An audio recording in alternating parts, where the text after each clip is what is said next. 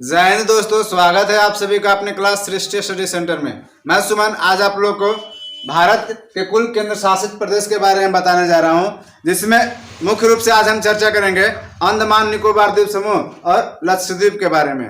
हम कुल केंद्र शासित प्रदेश के बारे में पहले ही जान चुके हैं, उसका अवस्थिति कौन सा केंद्र शासित प्रदेश कहाँ है।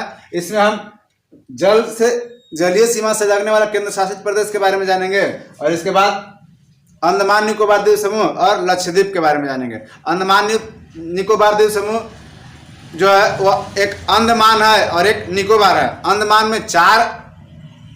को चार भाग में बांटा गया है और निकोबार को आपको 3 भाग में बांटा गया है। तो हम इसी पे चर्चा करेंगे। तो चलिए शुरू करते हैं और जानने का प्रयास करते हैं इसमें।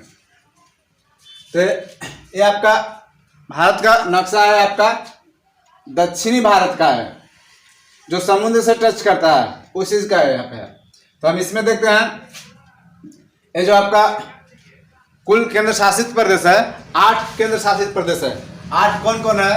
एक आपका भारत के उत्तर साइड में जाते हैं, ये लद्दाख है, ठीक है, लद्दाख है। फिर आपका जम्मू है, लद्दाख हुआ, जम्मू हुआ, फिर आपका चंडीगढ़ है, चंडीगढ़ पंजाब और हरियाणा 2 राज्यों की राजधानी भी है चंडीगढ़ में और एक केंद्र शासित प्रदेश भी है। फिर इसके बाद आपका दिल्ली आ जाएगा, दिल्ली है। इसके बाद फिर आपका आ जाएगा दमन एवं दीव। ये आपका दमन इस साइड में है और दीव यहाँ पे है। और यहाँ पे आपका दादर एवं नागर हवेली है। तो यह दादर और नागर हवेली को और दमन और दीव सबको एक ही में मिला दिया गया और दादर और नागर हवेली का विलय दमन और दीव में कर दिया गया, ठीक। तो इसलिए अब दादर नागर हवेली और दमन और दीव को दमन और दीव के नाम से जाना जाता है, ठीक।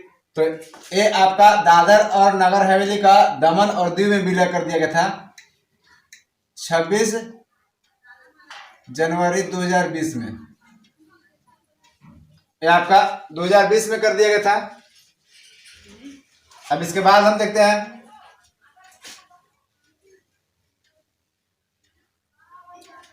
दादर नगर हवेली और दमन और दीव का विलय दमन और दीव में कर दिया गया था 2020 में। तो ये चीज आपका यहां से हुआ। तो यहाँ दमन और दीव हम बता दिए, इसका राजधानी दमन ही है, ठीक। अब इसके बाद फिर आपका आएगा पांडिचेरी, नया नाम आपका पुडुचेरी है। इसके बाद अंडमान निकोबार द्वीप समूह और फिर आपका लक्षद्वीप है। तो अंडमान निकोबार द्वीप समूह आपका द्वीपों का एक समूह है और लक्षद्वीप भी एक द्वीपों का एक समूह है, ठीक। अंडमान निकोबार द्वीप समूह कहाँ स्थित है? तो बंगाल की खाड़ी में। और लक्षद्वीप कहाँ स्थित है? तो इस साइड अरब सागर में स्थित है। तो चलिए हम इसमें लद्दाख कब और कैसे केंद्र शासित प्रदेश के रूप में बना और ये जम्मू कश्मीर, हम इस पे चर्चा कर चुके हैं। ये आपका चंडीगढ़ हुआ जिसमें पंजाब और हरियाणा की राजधानी है। इसके बाद आपका दिल्ली हुआ, तो भारत की राजधानी ही दिल्ली है। दमन और दीव जिसकी राजधानी दमन है, वर्तमान में दादर और नगर हवेली को दमन में ही विलय कर दिया गया है। ये चीज आपका हुआ। फिर अंडमान निकोबार और यहाँ का लक्षद्वीप है। तो चलिए हम अंडमान निकोबार को देखते हैं। तो अंडमान निकोबार हुआ आपका इस साइड में स्थित है पूरा। अगर हम देखते हैं यहाँ से, तो ये अंडमान निकोबार द्वीप समूह आपका यहाँ तक आ जाता है, ठीक है। जिसमें आपका ऊपर वाला जो हिस्सा होता है ये यहाँ तक अंडमान के रूप में जाना जाता है और ये जो नीचे वाला हिस्सा होता है इसी को निकोबार कहा गया है। तो ये आपका निकोबार के रूप में प्रसिद्ध जाना जाता है, ये आपका अंडमान के नाम से इसको जाना जाता है।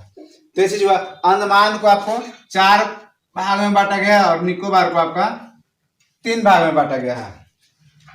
अंडमान के ऊपर में हम देखते हैं कि म्यांमार है।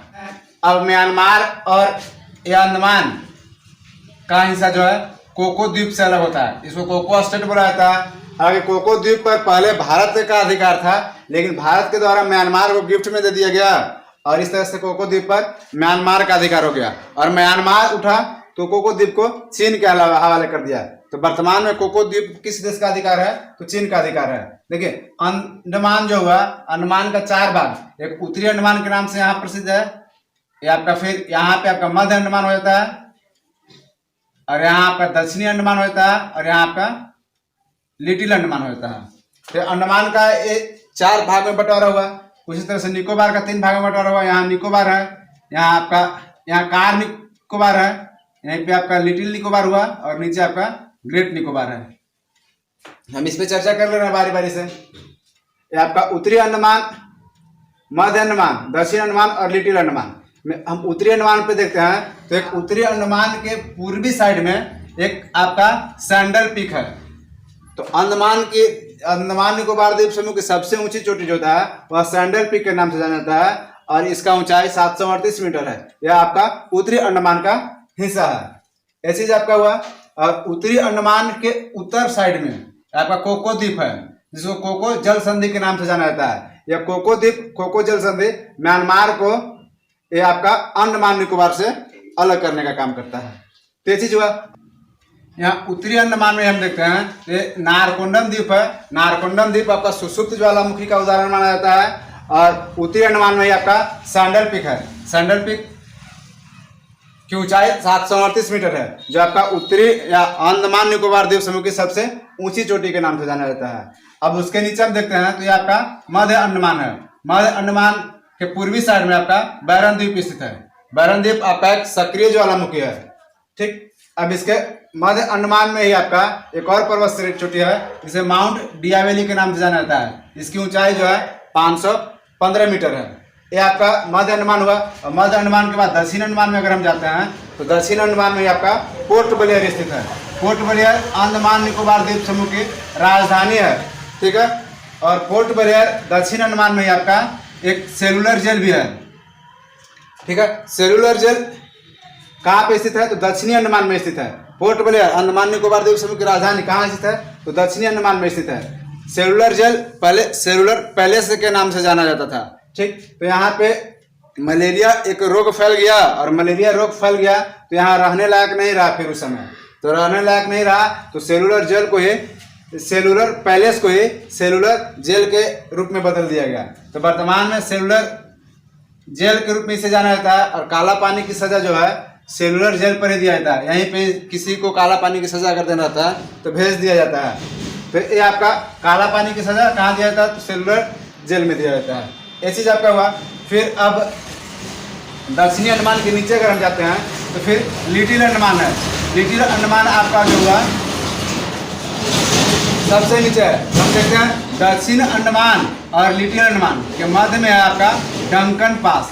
डंकन पास कहाँ किसके किसके बीच में है? तो दक्षिण अंडमान और लिटिल अंडमान के मध्य में आपका डंकन पास। अब हम देखते हैं लिटिल अंडमान और ये निकोबार का हिस्सा जो होता है, उत्तरी हिस्सा कार निकोबार है। तो लिटिल अंडमान और कार निकोबार को अलग करने का काम कौन करता है? तो एक ग्रेट चैनल है, 10 डिग्री चैनल है। 10 डिग्री चैनल कार निकोबार और आपका लिटिल निकोबार को अलग करता है। ठीक है, जिसको लघु लिटिल निकोबार और कार निकोबार को अलग करते हैं 10 डिग्री चैनल। तो ये आपका यहाँ से हो गया। अब निकोबार में ही आपका एक और है बीच में, जिसे लिटिल निकोबार के नाम से जाना जाता है। ठीक, अब लिटिल निकोबार के नीचे आपका है ग्रेट निकोबार। भारत का दक्षिणतम बिंदु कहाँ स्थित है? तो ग्रेट निकोबार में स्थित है। यहाँ पे कुछ कुछ स्थित है, जैसे भारत का दक्षिणतम बिंदु कहाँ स्थित है? तो ग्रेट निकोबार में।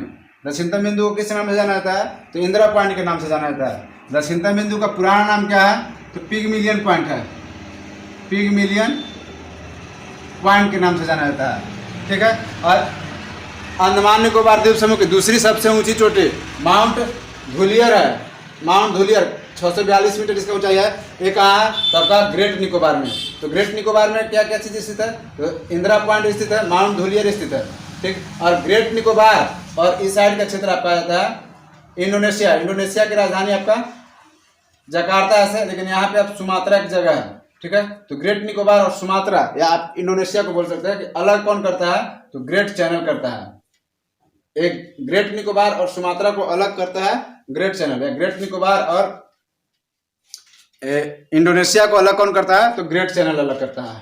ठीक, तो ये आपका इसमें कुछ चैनल था जिसमें हम 10 डिग्री चैनल, डंकन पास और ग्रेट चैनल के बारे में देखे। ऊपर में देखे तो कोको जल संधि के बारे में देखे। अब इसी पे हम देखते हैं कि अंडमान निकोबार द्वीप समूह में कुछ जनजातियां पाया जाता है। ठीक है, तो हम उसमें जनजातियों के बारे में देख ले, कौन कौन सी जनजातियां है। तो शोम्पेन जनजाति कहाँ पाई जाती है? अंडमान निकोबार द्वीप समूह में पाई जाती है। शोम्पेन जनजाति पहली बार 16वीं लोकसभा के चुनाव में भाग ली थी। तो कौन सी जनजाति पूछा जाता है कि 16वीं लोकसभा के चुनाव में भाग ली थी, जो अंडमान निकोबार द्वीप समूह की जनजाति थे। तो यही आपका शोम्पेन जनजाति है। एक और जनजाति हो यहाँ पे यारवा जनजाति। तो अंडमान निकोबार द्वीप समूह की सबसे पुरानी जनजाति जो है वो यारवा जनजाति हुआ। ठीक है, एक और है आपका सेंटिलिन जनजाति। सेंटिलिन जनजाति अंडमान निकोबार द्वीप समूह की सबसे खतरनाक जनजाति मानी जाती है। ठीक है, ये हमेशा तीर धनुष लिए रहते हैं। तो ऐसी जो है, अब देखते हैं अंडमान निकोबार द्वीप समूह पर भारत की तीनों सेना रहती है। ये आपका अंडमान निकोबार द्वीप समूह का जो भाग हुआ, यहाँ पे भारत का जल सेना, थल सेना और आपका वायु सेना, तीनों सेना रहती है। ठीक, हम देखते हैं क्षेत्रफल के आधार पर इस सब में पूरा अंडमान और निकोबार द्वीप समूह में, जैसे उत्तरी अंडमान हुआ, मध्य अंडमान, दक्षिण Andaman, little Andaman, car Nicobar, little Nicobar और फिर आपका ग्रेट निकोबार में सबसे बड़ा कौन है? तो आपका मध्य अंडमान जो है क्षेत्रफल के आधार पर सबसे बड़ा है। तो ये चीज आपका हुआ। अब अंडमान निकोबार द्वीप समूह पर ये दूसरा विश्व युद्ध के दौरान जापान का अधिकार हो गया था और जापान के द्वारा फिर इसे सुभाष चंद्र बोस को गिफ्ट के रूप में दिया गया। ठीक है, तो उस समय अंडमान का नाम था रॉस द्वीप और निकोबार का नाम था हैवलॉक द्वीप।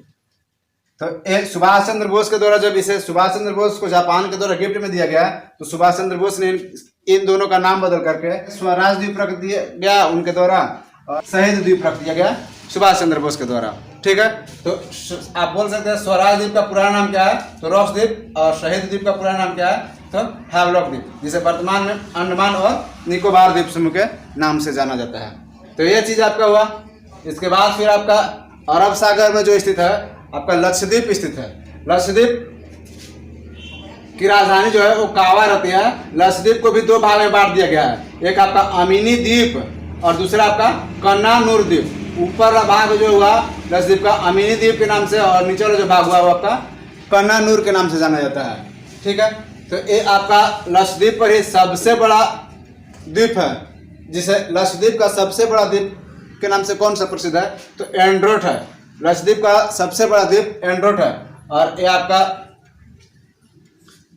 एंड्रोट कहाँ पे स्थित है? तो ये आपका उत्तरी लक्षद्वीप में स्थित है, जिसे अमीनी द्वीप पर बोला जा सकता है। लक्षद्वीप जो एंड्रोट स्थित है वो आपका अमीनी द्वीप पर स्थित है। ठीक, अब इसके बाद ये आपका कन्नानूर द्वीप के दक्षिणी उत्तरी भाग में अगाटी द्वीप है। अगाटी द्वीप पर ही लक्षद्वीप की राजधानी कावारती स्थित है। तो कावारती किस द्वीप पर स्थित है? तो लक्षद्वीप में ही अगाटी द्वीप पर स्थित है, आगटी द्वीप पर स्थित है आपका लक्षद्वीप की राजधानी कावारती। अब यहाँ पे कुछ चैनल आपका आता है, जैसे 8 डिग्री चैनल और आपका 9 डिग्री चैनल। तो आपका लक्षद्वीप के नीचे मालदीव है, तो मालदीव और मिनिकॉय को 8 डिग्री चैनल अलग करती है। ये आपका मिनिकॉय को लक्षद्वीप से, ये आपका इसको ऊपर क्षेत्र को लक्षद्वीप के नाम से जाना जाता है। ऐसा पूरा क्षेत्र लक्षद्वीप हुआ, लेकिन ऊपरी भाग जो था ये जो मिनिकॉय को और लक्षद्वीप से अलग करने का काम करते हैं, ये आपका 9 डिग्री चैनल होता है। तो ये चीज आपका हुआ आपका अंडमान निकोबार द्वीप समूह और लक्षद्वीप के बारे में।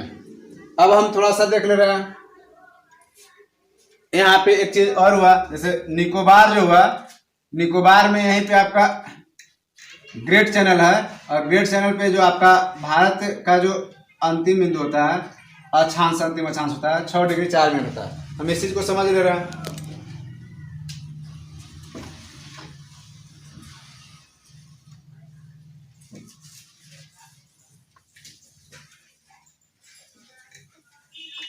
जैसे अगर हम मानते हैं, यहाँ पे देखते हैं कि भूमध्य रेखा है, भूमध्य रेखा 0 डिग्री अक्षांश रेखा को कहा जाता है, 0 डिग्री अक्षांश रेखा। और हम जानते हैं कि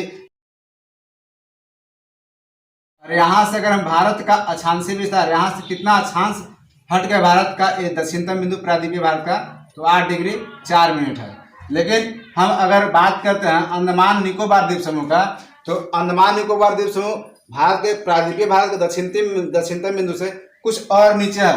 तो अगर हम यहाँ पे देख लेते हैं तो भूमध्य रेखा से या विषुवत रेखा से या 0 डिग्री अक्षांश रेखा से भारत के मतलब अंडमान निकोबार द्वीप समूह की दूरी की ये आपका कितना अक्षांश रेखा दूरी पर स्थित है, तो 6 डिग्री आपका 4 मिनट है। तो ऐसे भी आपका एक होता है कि भारत का अक्षांशीय विस्तार कितना है, तो 6 डिग्री 4 मिनट, और फिर आपका नीचे वाला हो जाता है यहाँ, और ऊपर वाला जो इस साइड में जो होता है यहाँ पे वो होता है 37 डिग्री 6 मिनट। तो अक्षांशीय विस्तार में एक ये भी हो जाता है, 2 अक्षांशीय विस्तार में होता है, एक 8 डिग्री 4 मिनट से 37 डिग्री 6 मिनट, एक आपका होता है 6 डिग्री 4 मिनट से 37 डिग्री 6 मिनट के रूप में होता है। तो अंडमान निकोबार द्वीप समूह में जो आपका निकोबार का जो ग्रेट निकोबार वाला भाग हुआ वो आपका 6 डिग्री 4 मिनट पर है आपका भूमध्य रेखा से दूरी के रूप में। तो ये चीज आपका यहाँ से इस चीज को भी समझा। तो इस तरह से आपका एक अब हम यहाँ पे देख ले रहे हैं कि कुल 8 केंद्र शासित प्रदेश में कितना केंद्र शासित प्रदेश है जो जल से टच करता है, जिसकी सीमा समुद्र से टच करता है या जल से टच करता है। तो एक आपका पहला हुआ अंडमान निकोबार द्वीप समूह, दूसरा आपका लक्षद्वीप हो जाएगा, तीसरा आपका यहाँ पांडिचेरी है, पुडुचेरी जिसे बोला जाता है, 3 हुआ पुडुचेरी 4 स्थान पर 3 विभिन्न राज्यों में फैला हुआ है। तो आपका एक तीसरा ही हुआ, चौथा में आपका ये हो जाएगा दमन और दीव, दादर और नगर हवेली और दमन और दीव। तो दमन और दीव यही 4 केंद्र शासित प्रदेश है जिसकी सीमा समुद्र अथवा जल से टच करता है। इसके बाद आपका न तो लद्दाख का समुद्र से टच करता है, न आपका जम्मू का समुद्र से टच करता है, और न ही आपका दिल्ली का समुद्र से टच करता है, और न ही आपका चंडीगढ़ का समुद्र से टच करता है। तो समुद्र से टच करने वाला केंद्र शासित प्रदेश के बारे में भी देख लिए हम। इससे पहले राज्य के बारे में भी देखे थे कि कौन कौन सा राज्य जिसकी सीमा समुद्र से टच करता है, जलीय से टच करता है। तो ये आपका ये चीज भी क्लियर हो गया। तो चलिए इसके बाद फिर हम ज्योग्राफी का पहला टॉपिक अंतिम रूप से आपका कंप्लीट हो गया। अब हम फिर मिलेंगे अगले वीडियो में, तब तक के लिए धन्यवाद।